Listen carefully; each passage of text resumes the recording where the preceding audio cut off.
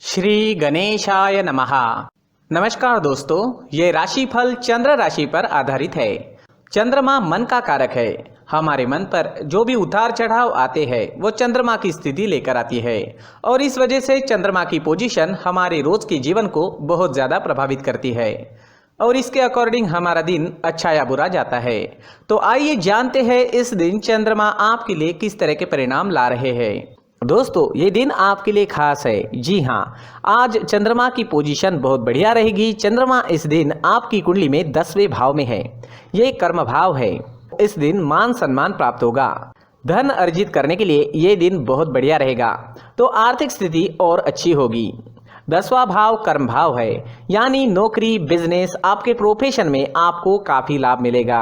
नए मौके भी मिल सकते हैं। काम का बोझ आप पर जरूर रहेगा और उस वजह से शायद थोड़ी एनर्जी की कमी भी महसूस हो सकती है, लेकिन अंततः रिजल्ट्स आपके ही पक्ष में रहेंगे। दोस्तों, एक बात याद रखें, चंद्रमा कर्म भाव में होने के कारण आपको कर्म पर विश्वास करना होगा। भाग्य के भरोसे बैठने वाला दिन ये नहीं है। तो आप कर्म कीजिए, कर्म का फल आपको अवश्य मिलेगा, लेकिन अगर आप कर्म नहीं करेंगे तो फल की अपेक्षा भी नहीं कर सकते।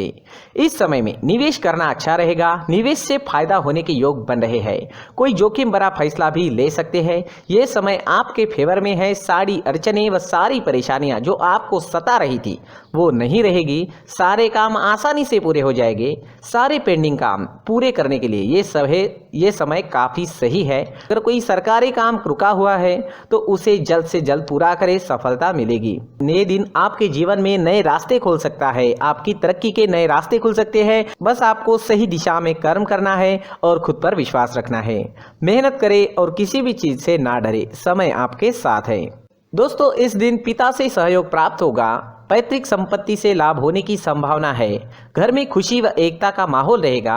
धन अर्जित करने का ये सही समय है। स्टूडेंट्स के लिए भी ये समय बहुत ज़्यादा अच्छा रहेगा। ग्रहों की स्थितियां आपको सपोर्ट कर रही है। स्टूडेंट्स को इस दिन मदद जरूर मिलेगी। कॉम्पिटिटिव एग्जाम या सरकारी नौकरी पाने के लिए समय उत्तम है। दाम्पत्य जीवन में भी मधुरता रहेगी। पति पत्नी के बीच कोई कड़वाहट है तो वो दूर करने का ये सही मौका है। जी हाँ, प्रयास करें, कड़वाहट दूर हो जाएगी। कोई नई चीज या कोई नया वाहन खरीदना चाहते हैं तो समय अच्छा है, बिल्कुल खरीद सकते हैं। अच्छे योग बन रहे हैं। कोई प्रॉपर्टी लेनी है तो भी आपके लिए समय शुभ रहेगा। कहीं घूमने या यात्रा पर जाने का सोच रहे हैं तो जा सकते हैं। यात्रा सफल रहेगी, शुभ रहेगी। आज आपको प्रेमी की तरफ से धन लाभ होने के संकेत है। जी हाँ, प्रेमी से भावनात्मक सहयोग भी इस समय में मिल सकता है। अविवाहित लोगों को अपनी शादी से जुड़े प्रस्ताव अपने माता पिता के सामने रखने हैं तो ये समय आपके लिए सही है। दोस्तों, इस दिन आपका स्वास्थ्य अच्छा रहेगा। थोड़ी बहुत कमर दर्द की शिकायत इस समय में आपको सता सकती है। स्वास्थ्य से जुड़ी समस्याएं आती भी है तो कोई छोटी मोटी समस्याएं आएगी, कोई बड़ी समस्या नहीं आएगी। तो कुल मिला के स्वास्थ्य के लिए ये दिन अच्छा ही रहेगा। इस दिन ब्लैक कलर का इस्तेमाल करना आपके लिए लकी साबित होगा और 8 नंबर इस दिन आपके लिए लकी रह सकता है। दोस्तों, ये राशिफल चंद्र राशि पर आधारित है। कभी कभी हमारी पर्सनल कुंडली में बाकी ग्रहों की पोजीशन कुछ इस तरह की होती है कि आपके राशिफल परिणाम में बदलाव दिख सकता है। इसलिए राशिफल को एक मार्गदर्शन के तौर पर लिया जाए तो ज्यादा अच्छा रहेगा। दोस्तों, सभी राशि के लोगों के लिए जीवन में आगे बढ़ने के लिए कुछ जरूरी बातें वीडियो में आगे बताई गई है, तो वीडियो आगे जरूर देखें। नमस्कार दोस्तों, व्यक्ति को अपने जीवन में सफल होने के लिए मेहनत के साथ साथ भाग्य का साथ होना भी बहुत ही आवश्यक होता है। अगर व्यक्ति का भाग्य उसका साथ देता है तो कम मेहनत में ही अधिक सफलता प्राप्त होती है। परंतु कई बार ऐसा देखा गया है कि व्यक्ति के जीवन में कई ऐसी घटनाएं घटित होती है जिसकी वजह से उसको बहुत सारी परेशानियों का सामना करना पड़ता है और इस स्थिति में व्यक्ति को बिल्कुल भी समझ नहीं आता कि ऐसा क्यों हो रहा है।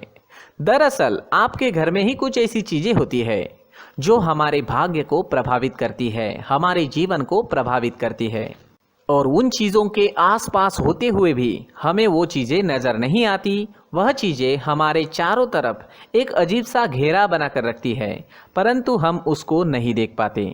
इन चीज़ों से हमारे घर में और हमारे जीवन में नकारात्मकता फैलती है, जिसकी वजह से हमें नुकसान उठाना पड़ता है, जिसकी वजह से हमें भारी नुकसान उठाना पड़ता है। हम पूरी तरह से कंगाल हो सकते हैं। अगर आप कहीं बाहर से आते हैं और अपने जूते चप्पल इधर उधर कहीं भी उतार देते हैं तो ये अशुभ होता है, क्योंकि इधर उधर जूते चप्पल उतारने की आदत की वजह से आपको अपने जीवन में आगे बढ़ने में रुकावटें उत्पन्न होती है। इससे उन्नति में बाधा आती है। इसलिए आप अपने जूते चप्पलों को उनकी जगह पर ठीक प्रकार से रखें।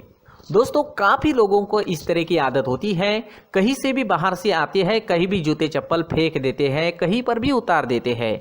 कुछ लोग तो घर के एंट्री के मेन डोर के सामने ही जूते या चप्पल डायरेक्टली उतार देते हैं। ये तो बहुत ही गलत है। साथ ही कुछ लोग जूते चप्पल उल्टे रख देते हैं, उस पर ध्यान नहीं देते। लेकिन इन चीज़ों पर ध्यान देना बहुत ज़रूरी होता है और जूते चप्पल हमारे जीवन को बहुत ज़्यादा प्रभावित करते हैं। दोस्तों, ध्यान रखें, जूते चप्पल हमेशा साफ सुथरे रखें और उनको उनकी जगह पर रखें। उनके लिए एक स्थान बनाएं, उस स्थान पर रखें। अगर कोई व्यवस्था उनके लिए की है तो बहुत ही अच्छी बात है, वहां पर उन्हें रखें, साफ सुथरा रखें। जूते चप्पलों को उनकी जगह पर कुछ इस तरह से रखें कि वो देखने में भी अच्छी लगे। अगर वो चीजें देखने में अच्छी लग रही है तो फिर उनसे निगेटिव एनर्जी उत्पन्न होने की संभावना बिल्कुल भी नहीं रहेगी। तो दोस्तों, इस बात का ध्यान जरूर रखें। साथ ही दोस्तों, एक और बात है जिस पर आपको ध्यान देना बहुत जरूरी होता है। हमारे घर के छत के ऊपर जिन चीज़ों का हमें काम नहीं होता है उन्हें हम घर के छत के ऊपर रख देते हैं। ऐसा करते करते देखेंगे तो घर के छत के ऊपर कबाड़ जमा दिखता है। जी हाँ, जो चीज़ें हमें लगता है आगे जाके हमारे काम में आ सकती है वो हम घर के ऊपर रख देते हैं, लेकिन वो चीज़ें तो काम में नहीं आती, हमारे जीवन पर वो चीज़ें बहुत ही गहरा निगेटिव इफेक्ट डालती है। इसलिए हमारे घर के ऊपर का जो भी एरिया है वो पूरी तरह से साफ सुथरा रखें। जी हाँ, साफ सुथरा रखना है और एक भी बिना काम की चीज हमारे घर के ऊपर नहीं रखनी है। दोस्तों, नहीं तो हम जीवन में मेहनत करते ही रहेंगे और हम जितना पा सकते हैं उतना नहीं पा सकेंगे, क्योंकि ये चीजें हमें कहीं ना कहीं हमारे जीवन में पीछे रखेगी। इस वजह से घर के छत को पूरी तरह से साफ रखें, पूरी तरह से साफ सुथरा रखें, क्लीन रखें। साथ ही दोस्तों, हम हमेशा देखते हैं घर के ऊपर जाने के लिए जो सीढ़ियां हैं, उन सीढ़ियों के नीचे जो जगह होती है वहां पर सामान हमेशा रख दिया जाता है। वो जगह ही ऐसी है कि सामान को खींच ही लेती है। वहां पर आपको कुछ ना कुछ सामान मिलेगा ही। जिन लोगों को पता नहीं है उनके घर आपको सामान मिलेगा ही, लेकिन जिन्हें पता है वो लोग हमेशा सीढ़ियों के नीचे की जगह साफ सुथरी रखते हैं और एक भी चीज वहां पर आपको नहीं मिलेगी, क्योंकि अगर हम सीढ़ियों के नीचे सामान रखते हैं तो हमारी उन्नति होना बहुत ही मुश्किल है।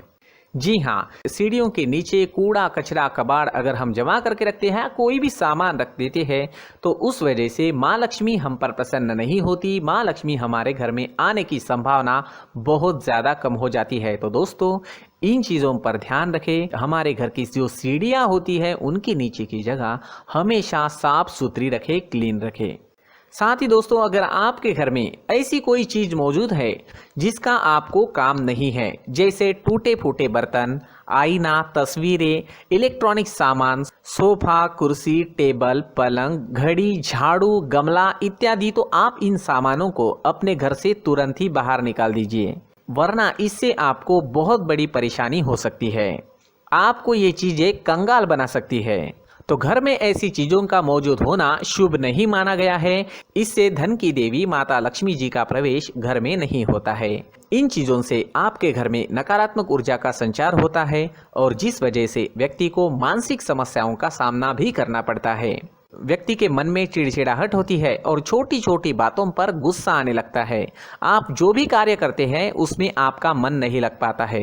इस व्यक्ति का जीवन घर में मौजूद इन चीजों की वजह से अंधकार में डूबने लगता है। इसलिए आपको घर में बिना काम की चीजें, कूड़ा कचरा नहीं रखना है।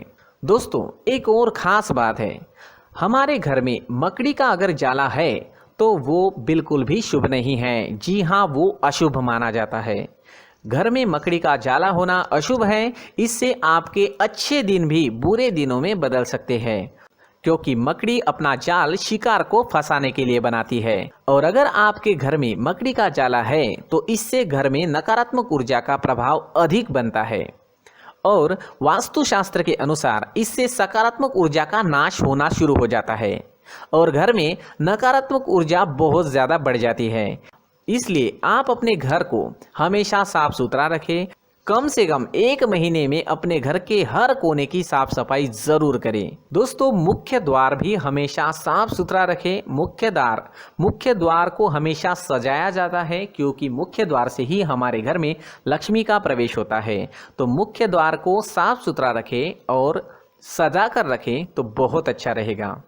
इससे मानसिक रोग और घर की परेशानियां दूर हो जाएगी, धन की कोई कमी नहीं रहेगी और इसके साथ साथ आय के नए स्रोत भी खुलने लगेंगे।